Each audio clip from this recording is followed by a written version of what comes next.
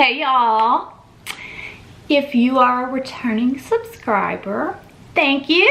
Thanks for coming back and watching me prowl along and hanging out with me. If you're new here, welcome to my channel. My name is Sarah. This is Miss Coco. She's in every video because she's my soulmate dog and she can't leave my side, so she gotta be in here when I'm filming. And she will grunt, so don't think I'm trying to sneak poots past y'all. This is part 3 of the medical ghost stories. Let's get into it. Let's get into it. Let's get it. Okay, let's stop doing that. Ready? Let's tell some stories. Okay, for this first story, we're gonna call this lady Paula. Paula worked as a secretary in a children's outpatient hospital. The building that she worked at, like the whole hospital, was extremely old. It was a polio hospital, and then it was a children's cancer center. And then when she worked there, it was the children's outpatient hospital. And they had a morgue because it used to be a polio hospital and then a cancer hospital. But the morgue wasn't in use. The custodial staff used it as an office, and they also stored really, really old x-rays down there. I don't know why they kept these x-rays, because they weren't from the outpatient hospital, but x-rays were down there. So, and nobody could get down there to the basement where the morgue was without a special key for the elevator. So keep that in mind. Paula was usually the first person to work besides the cafeteria workers, because she liked to get there early. Well, one day Paula and her boss got there around the same time, and Paula normally liked to take the stairs because she worked on the second floor, so she would just run up the stairs. You know, she didn't even bother with the elevator, she just ran up the stairs. Well, her boss was like, nah, no stairs for me, thanks. We're gonna take the elevator. So Paul was like, okay, cool. I'll ride the elevator with you. And I'm sure all of you that are watching this have been inside of a hospital before, whether visiting somebody or for yourself or to see a doctor or something. If not, I'm sure you know, you've seen how elevators look in hospitals. I mean, just regular elevators, but there's normally two. They're normally side by side. There's like a left elevator and a right elevator, and then in the middle is the up and down buttons that you press to call the elevators. Is it boop, boop, boop, boop, boop? Like you can press that subscribe button, boop, boop, boop. Like I slid that in there. Anyway, so Paula and her boss press the up button to call the elevator down. The elevator comes down, they get into the left elevator. Keep this in mind for later too. So they're in the elevator and they're waiting in the elevator. Of course, it's old, so it takes a little while. Takes a little while. But Paula said she finally felt it kind of like kick into gear, and off they went. When the doors opened, they went to step out, and then they realized this is not the second floor. This is the morgue, or what used to be the morgue. And so they stayed in the elevator, which is exactly what I would have done. There's no way I would have gotten off the aisle. Ooh, I'd have been pushing the button like, close, close, close. So Paula's like, that's impossible because we don't even have a key to get down. Like, how, what? So they thought like maybe it was just like a malfunction. But she said it was like really, really dark because they didn't really keep the lights on, just the emergency lights. And she said it was freezing, freezing. And the button for 2 was still lit up, but they were still like pushing it, going like, you know, what's going on? Like, what in the world is going on? So they keep pushing, and she said it took a hot minute. And can you imagine? Oh, that had to have been the longest couple seconds, minute, whatever of her life, staring out at that morgue, at that old morgue. Finally, the elevator doors shut. Whew! I know she breathed a sigh of relief. Both her and her boss breathed a sigh of relief. Doors finally closed, and they're like, please just go to the 2nd floor elevator. Please just take us to the 2nd floor. That would be fantastic. And up they go. And they do. It opens, and they're like, whoo, 2nd floor. But what was strange, Paula said, is that they got out of the right-hand elevator. Remember I told y'all they got into the left-hand elevator. What? What? Oh no. That'd have been enough for me. I'd have been like, I'm gonna go ahead and go home and look for another job. But that was not the only experience, weird experience, I guess I should say, that Paula had at this building. Hospital. This hospital. Oh, no. She had another one. Around the holiday season, Paula was in the child life room decorating for the holidays. And it was just like an overhead light, and there was a window in there, but she said it was like rainy and gloomy, so it was kind of dark. And she was decorating, and she was like up on a step ladder, and she said 100% without a doubt she felt a child's hand grab her pants and like brush her ankle, like just to try to get her attention, kind of like grab. And she turned around, and there's nobody there. And then all of a sudden the lights start flicking on and off and on and off and on and off, and she's like, no, nope, I gotta get out of here. So she left, and she went to the nurse's station, and she was like, y'all are never gonna believe what just happened. And they're like, oh, did you meet the little boy? And she's like, what? Apparently some nurses and some nurse techs had experiences with a little boy. They said he was not mean. He was more just like having fun, playing, just kind of being mischievous, that kind of a thing. And that's just still a note for me. According to Paula, the clinic, the children's outpatient center, it's still open today. And according to ghostquest.net, it is regularly being investigated by paranormal investigators. So apparently, like, it's a hot spot for them. No thank you. No thank you, especially at night, but also during the day. For the second story,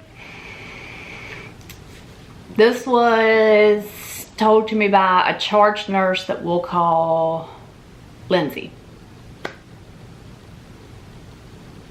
Yeah, and she worked at a nursing home. She had several experiences, but we're just gonna name a few. She saw a woman walk from a bed to the bathroom, like in one of the patient rooms.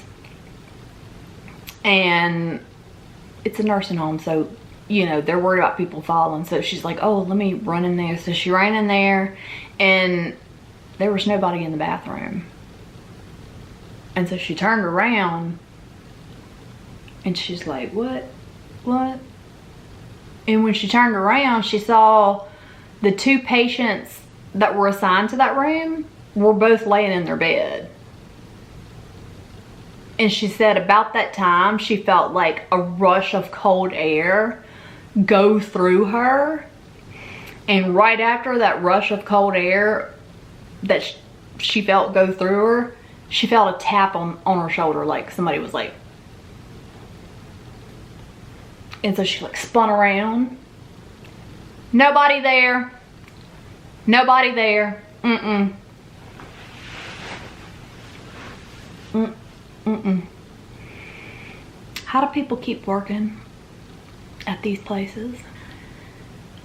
Another experience she had, she was making her rounds and she saw a lady, a patient, that had been in the hospital and she was back in her room. And so she was like, you know, how you doing? She told her, hey, you know, asked her how she was doing, all of that. And then she went to the CNA and she's like, well, when did she get back? And the CNA was like, she's not, she's in the hospital. And about an hour later, the hospital called and said, your patient has passed away. She passed away about an hour ago, about the same time that Lindsay saw her. So she was like, I don't know if she was coming back to tell me goodbye or I don't know, but that's crazy. And you hear stuff like that all the time, all the time. Okay, this last story comes from, we'll call her Jackie. Jackie has always said, she's always told people when you know, I was telling y'all we would have these talks if we were slow in the emergency room, and sometimes we'd get on ghost stories and stuff like that. Well, Jackie would always say, you know, if somebody's ever skeptical about ghosts, tell them to go work in a hospital for just like a couple of months and I can guarantee that they won't be skeptical anymore. She said in her 40 years of nursing, she has seen hundreds of ghosts, hundreds. But I'm just gonna tell you about a few of her stories, just a few, just a couple. Okay, so one of Jackie's stories is there was like a ghost lady that used to walk up and down the halls of the hospital, and she had on like a robe, kind of like a nightgown type of thing.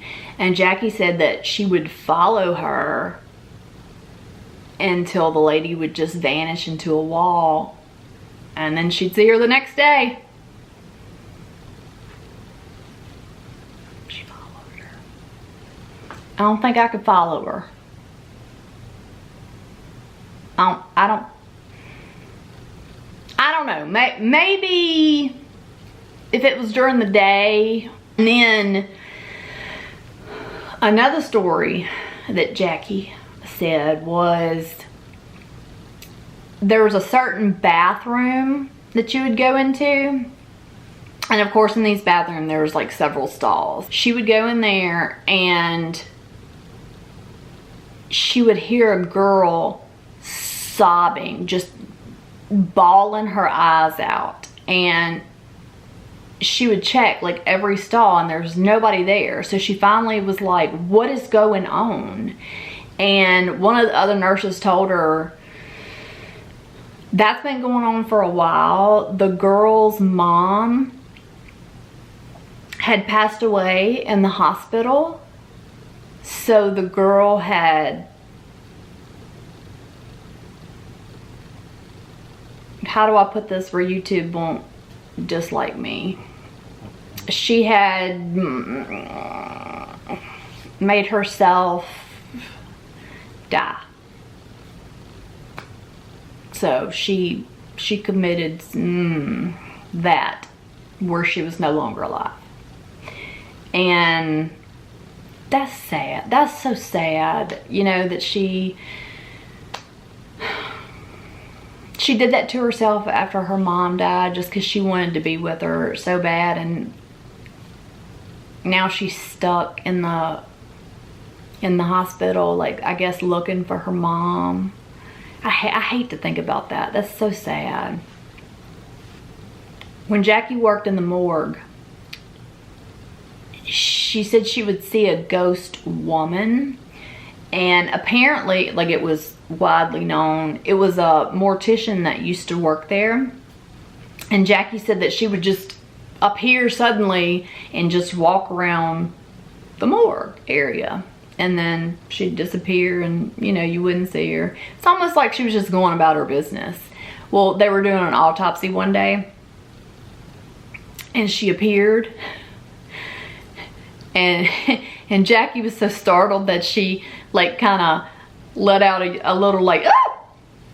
And she said the ghost woman kind of giggled, you know, that she had startled Jackie, which that's kind of funny. I mean, that's harmless, but I'm gonna tell you what, when I was doing autopsies and I was in there with that pathologist, if that pathologist left and was like, I'm gonna go get a Coke, guess what? I'm going to get a Coke with you, because I'm not staying in here by myself. It just is not happening. Okay. Jackie said she would see,